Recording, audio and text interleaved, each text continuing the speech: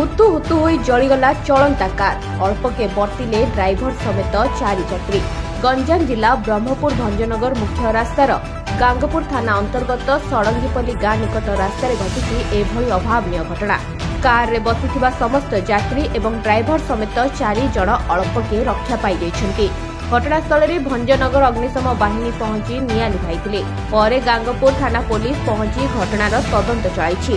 ब्रह्मपुर भंजनगर आसिला तापरे आसिला हमर सड़ला एसी जोड़ा एटा धुआ वाला बड़ा मैं थार मानो हुले देली तापरे आसी मो बनर डकिछि सेडे निया भारी बोल। अच्छा कार किछ क्षति नहीं हुली बोले बस धुआ भारी बारो साइड दा सब हुल्ला भीतर बनर डकिले आसी बनर डकिले से निया भारी बोल।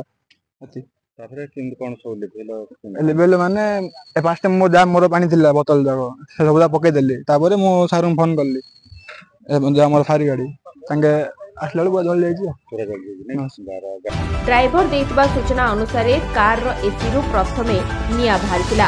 घटनास्थल में गाड़ी रखी सेथिरे बसिथिबा समस्त यात्री तुरंत ओह्लाई पड़थिले। फଳରେ समस्ते एक बड़ धरणर अघटनरू बर्ती जाइछन्ति। कारटी ब्रह्मपुररू भंजनगर अभिमुखे जाउथला। ब्यूरो रिपोर्ट प्रयास न्यूज।